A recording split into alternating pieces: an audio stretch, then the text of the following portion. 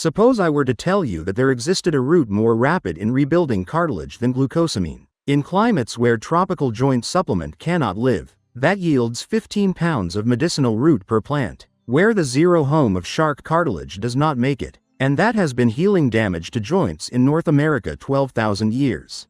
It was an effective plant so powerful that the Appalachian herbalists termed it bone medicine, so efficient that a single patch holds decades of joint support to a family. It is so vigorous that it can withstand -40 degf winters and comes back even thicker each spring. Then drug giants knew that they could not patent it. Supplement companies understood that they could not make them addicted to it. So they marketed glucosamine produced by shark cartilage and shellfish that must be processed in a factory and creates a for-life customer while putting away the North American one that grows like a weed and provides an inexhaustible supply of medicine per square foot. It is concerning the cold hardy glucosamine option indigenous people used as primary joint medicine over thousands of years, and why the supplements industry spent 6 decades scrubbing it out of the history of modern herbalism. It is known as Solomon's seal, and though you have only ever heard of it as a rare country flowers, that is because they had to get you to buy the bottles of supplements each month rather than get permanent medicine in your garden. Allow me to demonstrate to you what Solomon really does. Great Smoky Mountains. A Solomon's seal patch is kept by a Cherokee healer on one of the shaded banks of a creek. These roots were planted by her great-grandfather 80 years ago. She harvests every autumn, mature rhizomes, steams them, prepares poultices against hurting joints, ripped ligaments, arthritis. A month of joint inflammation is treated by one plant. Each year the patch becomes denser and creeps gradually up along the edge of the water. She never plants more beautiful harvests with great caution and leaves it to grow. She will never see her grandchildren. The same plants will be harvesting by 5 generations. Same medicine, same location, forever. This was natural throughout eastern North America. The Solomon's seal patches were found in every native community, wild or cultivated, protected locations, harvested sustainably. Common experience of medicine shared, which was more effective than what the Europeans introduced. Free medicine. Permanent medicine, growing in the woods. In 1860, then the white settlers found Solomon's seal. It was in use by indigenous peoples, commercially started to harvest. Solomon his seal was emptied in the available wildlands within 40 years. Naturally, overharvested to patent medicine industry, stressed wild populations by 1910. And, rather than farming them, rather than inciting people to farm, it was the industry that told them that Solomon's seal is rare, slow-growing, hard, and impossible to grow at home. Instead, purchase our high prices of the dried root or tinctures. Complete lie. Solomon's seal grows easier than tomatoes in most American climate, grows quicker than most perennial plants. However, should the people be aware of that, the joint supplement market crashes. This is what Solomon's seal is. A woodland perennial, hardy to zone 3, that's -40 degf. Proliferates through rhizomes which are very aggressive in the soil, grows unique arching stems with a pair of leaves, spring, white bell-shaped, dies back in winter, in spring twice as thick the returns.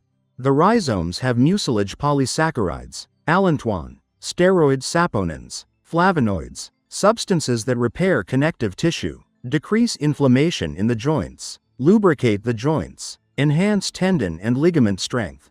All the things that glucosamine alleges to accomplish, Solomon's seal does in a more expedited and perfect manner.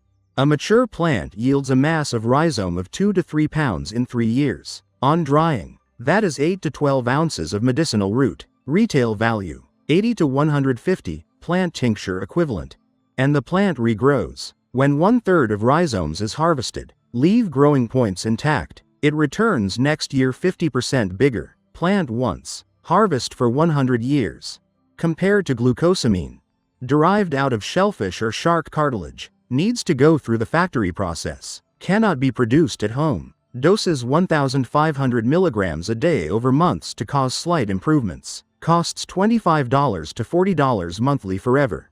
That is what you are supposed to be taking that has been procured by supplement companies. Since you will never be able to make it, permanent dependency, permanent revenue stream. Solomon's seal is a success whereas glucosamine supplements cause addiction. Grow it once, harvest forever, process at home, zero ongoing cost. However, You have never heard this because Solomon's seal, which is growing in every backyard, is killing a $2 billion joint supplement industry. Now I will show you how they interred this knowledge. Solomon's seal was ubiquitous in pharmacopoeias, in herbal texts on medicine, and was popular, common, used in the treatment of joint injuries, arthritis, tissue repair. The FDA then opened its health claim regulation in the 1930s. Businesses were not allowed to promote the medicinal qualities of Solomon's seal. The approval process was costly in terms of clinical trials. Trials require money. Plants that are wild harvested cannot be patented. No patent, no profit motive for studies. So Solomon's seal lost his way in mainstream medicine. Meanwhile, the pharmaceutical business invented synthetic anti-inflammatory, aspirin, NSAIDs. These might be patented, pushed on the market. The folk medicine was known as Solomon's seal, outdated, unscientific, unproven. In 30 years, familiarity with Solomon's seal had changed to obscured. By 1960, Solomon's seal was only familiar in hardcore herbalistic circles, and even there, served up as a delicacy, hard to grow, slow to make. It ended up being the message to purchase Solomon's seal tinctures, rather than to plant Solomon's seal.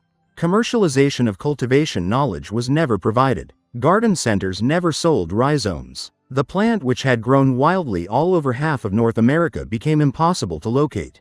That's suppression. Deliberate, systematic, successful. Then in the 1990s, glucosamine went off as the sold joint supplement. Huge advertising campaigns. Supplement-sponsored clinical research. Doctor recommendations. The seal of Solomon, which is quicker and free once planted, remained buried. This is what growing Solomon's seal really appears like. You need rhizomes. No longer commonly available in the market, but available via specialist native plant nurseries or networks of herbalists, or rake divisions out of wild spots where the law permits. Plant in shade, partial to full shade. Solomon's seal grew in the shades of the forest, grows in part sunlight, but prospers when the shadefall would kill most vegetables. Soil should be deep and humid yet well cultivated. Woodland soil, lots of organic matter, slightly acidic to neutral. When you have planted trees, then the earth beneath is likely to be ideal. Plant rhizomes 3 in, deep, 18 in, spacing, or closer, should you wish to cover faster. First season till established in water.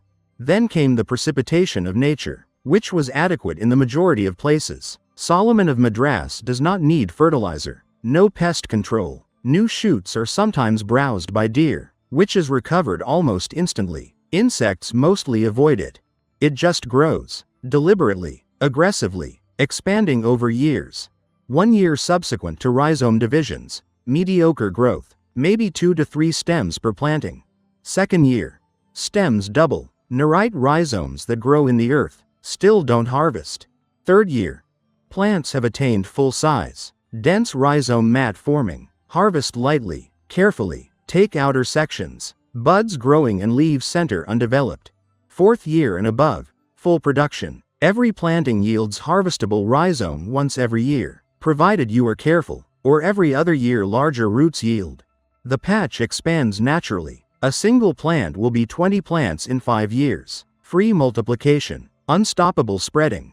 Autumn harvest when leaves turn yellow. Dig carefully, rinse rhizomes, slice thin if making tea, whole in case of tincture, dry completely if storing. Prepare to powder poultices.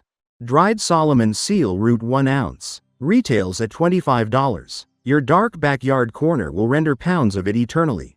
Quick moment here. When you start to realize that you have been paying supplement companies $35 every month to take glucosamine when you can cultivate better joint medicine in the shade behind your house. Subscribe now. I am uncovering the medicinal plants they have buried to ensure that you purchase pills. And I require you broadcasting this knowledge. Post here and tell me, did you take glucosamine pills? Or did you ever hear of Solomon's seal being a plant you could grow? Real question, since I am gauging the extent of the suppression. Next we will discuss what is really addressed by Solomon's seal, since the realization of this reveals why it was the desire of pharmaceutical companies to cover this work. The Solomon's seal rhizomes compounds are directed to the connective tissue repair. Mucilage polysaccharides lubricate the joints, reduce friction, reduce the pain of arthritic joints within a few days of use.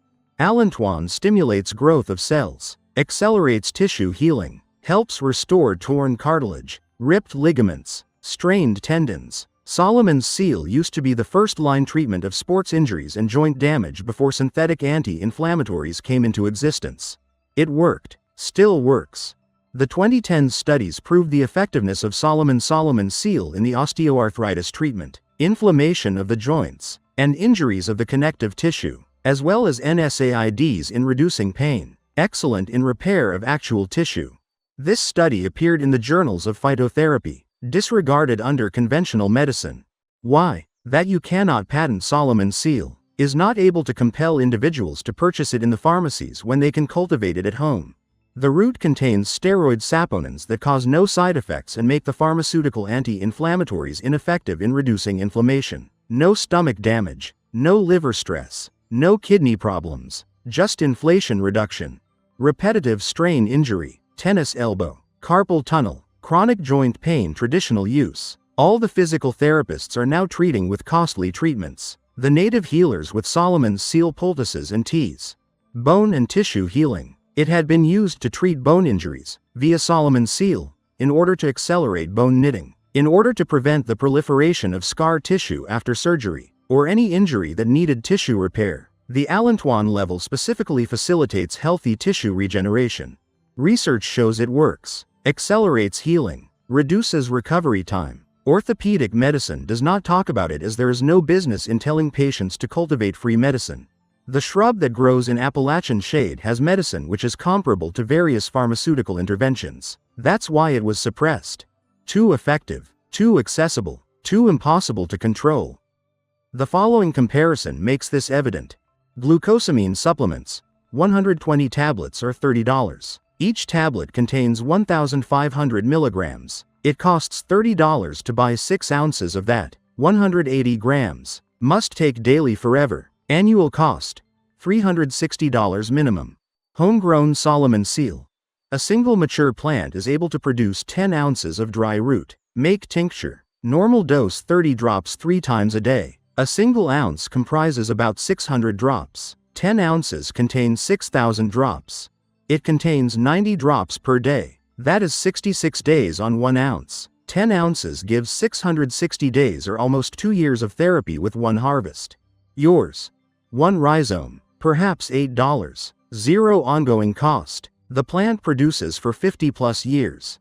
1 planting of that is infinite joint medicine. Their business model is killed by the math. This is the reason that cultivation knowledge remains submerged. I do not want to tell you what happened 6 years ago when I planted Solomon's Seal. Purchased 6 rhizome divisions of native plants nursery. $45 in total. Growing in heavy shade by maple trees. Watered first season. Never fertilized. Never sprayed anything. First year. Slight increase. 8 to 10 stems in total. Second year. Stems doubled. Maybe 20 stems. Patch spreading visibly. Third year. Harvested with attention of 2 plants. Got 4 ounces dried root. Made tincture. The onset of its use was associated with inflammation of the shoulders due to a prior trauma. Within 2 weeks, pain reduced 80%. In 6 weeks, complete range of motion back, something that had not been resolved in 3 years by physical therapy and ibuprofen. Year 4. Picked 4 plants, 8 ounces silted root, made more tincture, began to make contributions to relatives with joint problems, mother's knee arthritis, inflammation of the lower back of the father. Both indicated a great improvement. The patch. Year 6.